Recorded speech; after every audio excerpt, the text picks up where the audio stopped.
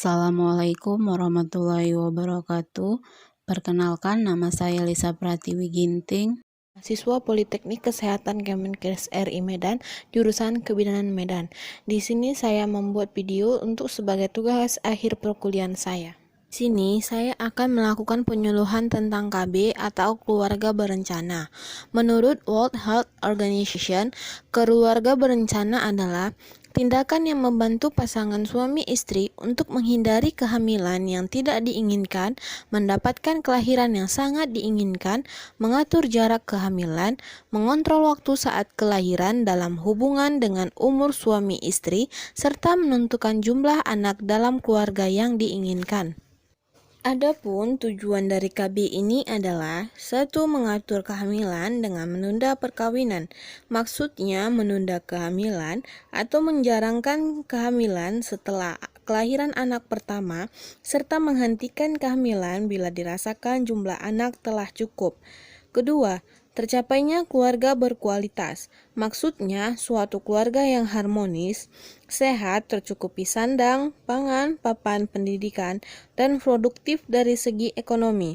Ketiga, mengobati kemandulan atau infertilitas bagi pasangan yang telah menikah lebih dari 1 tahun dan belum juga dikaruniai seorang anak. Lalu, manfaat dari KB yaitu mencegah kehamilan yang tidak diinginkan, meningkatkan kesehatan ibu, mengatur jarak kehamilan, meningkatkan kesehatan anak, meningkatkan kecukupan ASI, meningkatkan kesejahteraan keluarga, meningkatkan kebahagiaan keluarga, serta mendukung penurunan angka kematian bayi. Adapun macam-macam metode kontrasepsi, yaitu pertama metode amenorrhea laktasi atau MAL adalah kontrasepsi yang mengandalkan pemberian air susu ibu yang bersifat alamiah dan sementara. MAL sebagai kontrasepsi bila menyusui secara penuh, ibu belum haid, umur bayi kurang dari 6 bulan. Cara kerja metode KB MAL yaitu penundaan atau penekanan terjadinya ovulasi. Keuntungan menggunakan metode KB MAL ini yaitu 1. Efektivitas tinggi, 2. Tidak mengganggu senggama, tidak ada efek samping secara sistematis, tidak perlu obat atau alat, dan tanpa biaya. Kekurangan dari menggunakan metode KB MAL ini yaitu tidak melindungi terhadap IMS. Metode selanjutnya yaitu metode KB Pill. Metode kontrasepsi bentuk tablet yang mengandung hormon estrogen dan progesteron, terdiri dari 21-35 tablet yang diminum dalam satu siklus berkelanjutan. KB ini sangat cocok untuk ibu menyusui. Cara kerja pil KB ini yaitu menekan ovulasi yang akan mencegah lepasnya sel telur wanita dari indung telur, mengendalikan lendir mulut rahim sehingga sel mani atau sperma tidak dapat masuk ke dalam rahim, menipiskan lapisan endometrium. Keuntungan menggunakan pil KB ini yaitu tidak mengganggu hubungan suami istri, tidak mempengaruhi ASI, kesuburan cepat kembali, dan dapat dihentikan setiap saat. Kekurangan menggunakan pil KB ini yaitu mengganggu siklus haid, peningkatan atau penurunan berat badan, harus digunakan setiap hari dan pada waktu yang sama. Bila lupa satu pil saja, kegagalan menjadi lebih besar. Payudara menjadi tegang, mual, pusing, dan jerawat.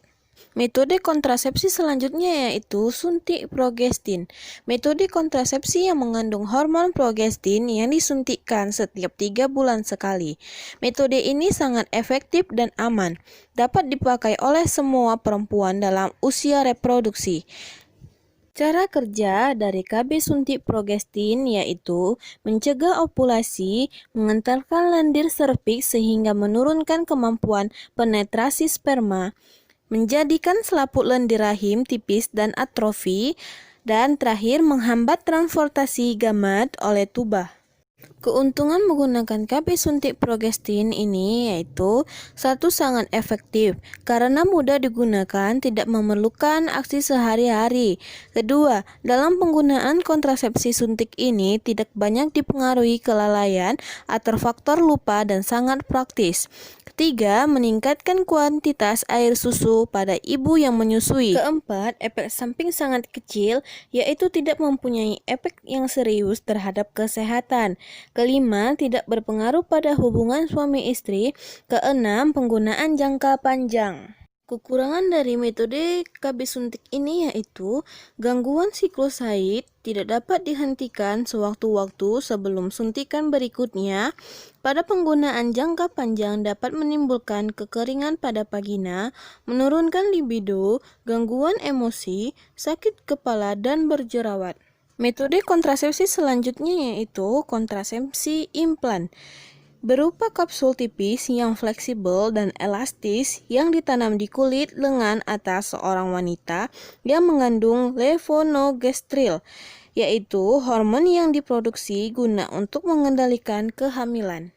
Cara kerja KB implan ini yaitu lendir serviks menjadi lebih kental, mengganggu proses pembentukan endometrium sehingga sulit terjadi implementasi, mengurangi transportasi sperma, menekan terjadinya ovulasi. Keuntungan menggunakan KB implan ini yaitu tidak menekan produksi ASI, praktis dan efektif, tidak harus mengingat-ingat, masa pakai panjang 3-5 tahun, kesuburan cepat kembali setelah pengangkatan, dapat digunakan untuk yang tidak cocok dengan hormon estrogen. Kekurangan dari KB implan ini yaitu pemasangan harus dengan petugas kesehatan yang terlatih, dapat menyebabkan perubahan pola haid, pemakai tidak dapat menghentikan pemakaiannya sendiri. Alat kontrasepsi selanjutnya yaitu alat kontrasepsi dalam rahim, yaitu metode pencegahan dengan cara memasukkan alat ke rahim.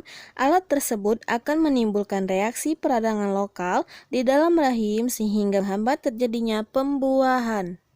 Cara kerja KB IUD ini yaitu menurunkan motilitas sperma melalui kafum uteri, mengentalkan lendir atau mukus serviks, merubah garis atau jalur endometrial, mengganggu proses reproduksi sebelum sel telur mencapai kafum uteri.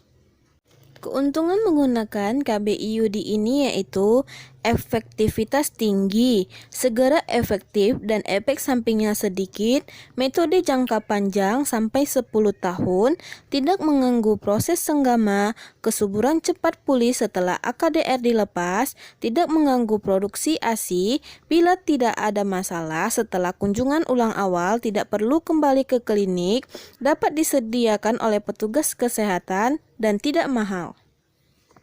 Kekurangan dari KB IUD ini yaitu perubahan siklus haid, perdarahan berat pada waktu haid, tidak mencegah IMS, tidak baik untuk perempuan dengan IMS dan yang sering berganti pasangan, penyakit radang panggul sesudah perempuan dengan IMS memakai AKDR.